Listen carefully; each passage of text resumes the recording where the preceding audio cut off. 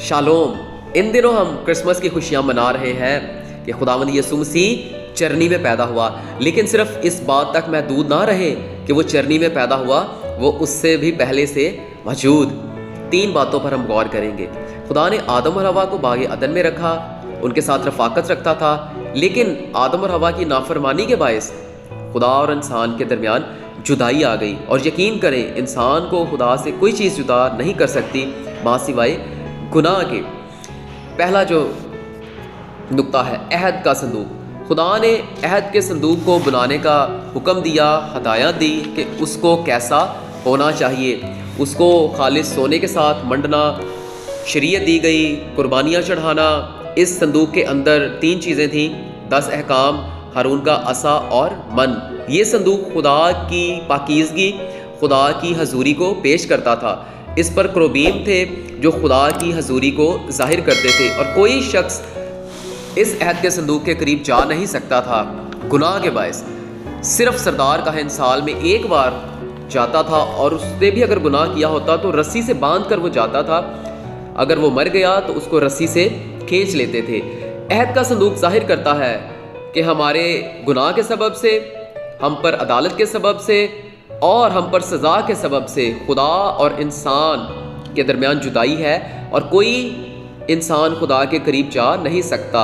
लेकिन इस जुदाई को जो इंसान और खुदा के दरमियान थी, कोई तो हल करना था। दूसरा नुक्ता जो है चरनी। खुदा ने अपने इकलौते बेटे को यीशु मसीह को इस दुनिया में भेजा जो चरनी में पैदा हुआ। चरनी का दरवाज़ा नहीं था और हर कोई उस चरनी के पास जा सकता था। अहद के संदूक के पास तो कोई जा नहीं सकता, लेकिन चरनी के पास हर कोई जा सकता था। चरवाहों को पैगाम मिला, मजूसियों को पैगाम मिला। चरवाहे जो उस वक्त के रद्द किए हुए लोग थे, गरीब लोग थे, वो खुदावंद यीशु के करीब गए।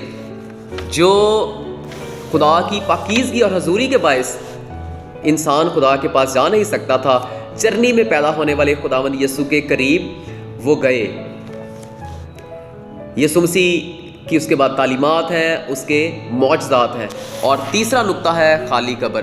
खुदावंद यीशु मसीह को सलीब दी गई, उसको कब्र में रखा गया, और वो बड़ी कुदरत के साथ तीसरे दिन मौत पर, कब्र पर, शैतान पर फाते हुआ, और बड़ी कुदरत के साथ मुर्दों में से जी उठा। बाप की दाहिनी तरफ बैठा है, जहाँ से वो हमारी शिफात करता है, और इस जिंदा उम्मीद के लिए कि वो जल्द दोबारा आने वाला है। खुदा का शुक्र करें कि अहद के संदूक का खुदा, जिसके करीब कोई इंसान गुनाह के बायस, बदी के बायस जा नहीं सकता था, वही खुदा मुजस्सम होकर चरनी में आ गया, और उसके करीब लोग गए, उसको देखा, उसको छुआ, और वही खुदावंद हमारे गुनाहों के बदले दफन किया गया और बड़ी कुदरत के साथ मुर्दों में से जी उठा, जिसकी कब्र खाली है और जो जल्द आने वाला है।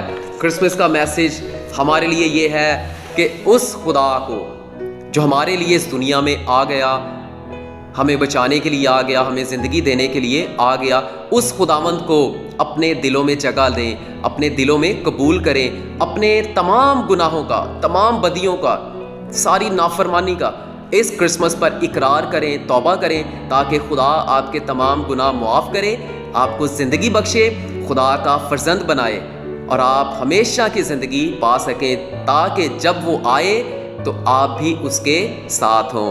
आमीन।